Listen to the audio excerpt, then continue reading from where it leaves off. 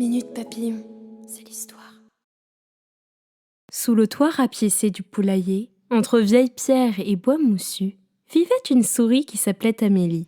Elle était si menue et si preste que personne jusqu'ici n'avait remarqué son petit manège.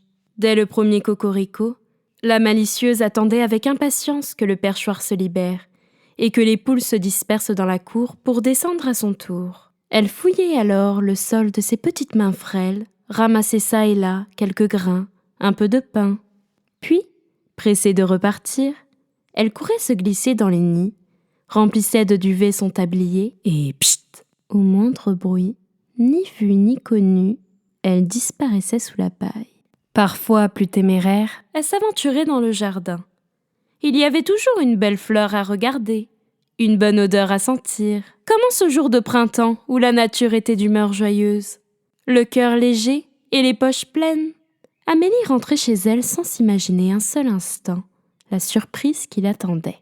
Elle grimpa à l'échelle du poulailler et là, horreur, stupeur, découvrit avec effroi qu'une boue épaisse tapissait le mur de son petit logis et que ses précieuses petites affaires en étaient toutes éclaboussées. Elle essaya aussitôt de remettre un peu d'ordre quand soudain, dans un bruissement d'ailes, une ombre passa juste au-dessus de sa tête.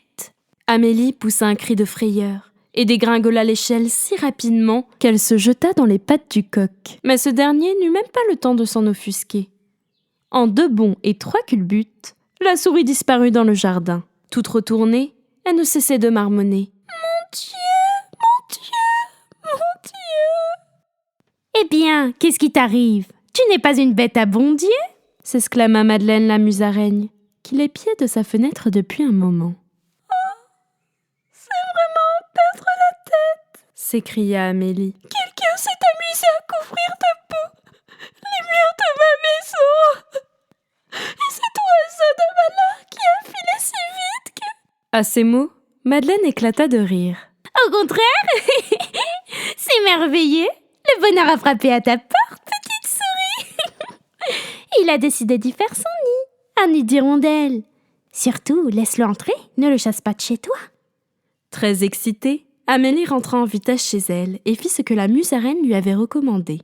Elle laissa la porte de sa maison grande ouverte et partagea son toit avec les hirondelles. Tout en rêvant à son propre bonheur, chaque jour elle frottait, balayait, dépoussiérait, pendant que les maçonnes, à tire-d'aile, à l'envi, sortaient, rentraient et finissaient leur ouvrage. « Si c'est ça le bonheur, il est bien envahissant !» soupirait parfois la souris. Mais elle n'osait rien dire, de peur de fâcher ses hôtes, dont le gazouillis secret annonçait déjà un heureux événement.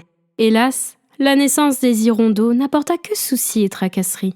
Les petits piépiaient si vivement à chaque becquet et les parents faisaient un tel remue-ménage qu'Amélie en eut vraiment assez et décida de quitter le poulailler. « La première chose à faire, se dit-elle, un peu désemparée, c'est de chercher un abri pour la nuit. » Mais personne, même pas la musaraigne, ne sembla disposée à la loger. Les souris ne sont-elles pas des voleuses? C'est bien ce que je pensais. Tout le monde se moque de moi, se dit Amélie en frappant à la porte de Mireille l'abeille. Mireille, qui n'attendait pas de visite, butinait encore dans son rosier en bourdonnant fébrilement. Il me reste à faire celle-ci, puis après celle-là. À moins que ce ne soit... Ça se passait toujours comme ça quand il s'agissait de rentrer. L'abeille s'attardait et butinait jusqu'au dernier rayon du soleil. Ce soir-là, il faisait déjà noir lorsqu'elle rentra chez elle. Elle allait se coucher quand soudain elle trouva une souris dans son lit. Mireille poussa un cri strident. Une souris dans mon lit! Réveillée en sursaut, Amélie se mit à débiter tout ce qui lui passait par la tête. Le bonheur a frappé à ta porte et il a décidé d'y faire son nid. Un nid de souris. N'est-ce pas merveilleux, petite reine? Vraiment, c'est magnifique. Dit l'abeille en toussant nerveusement pour cacher son trouble. Jamais je ne me serais attendue à être reine si tôt. Mais, une fois remise de ses émotions, Mireille, qui préférait tout compte fait les nœuds jaunes aux couronnes dorées, et le miel doré à la gelée royale, se coucha sur son tapis de mousse et reprit dès l'aube son butinage au jardin, laissant à la souris porte-bonheur le soin de veiller sur sa maison.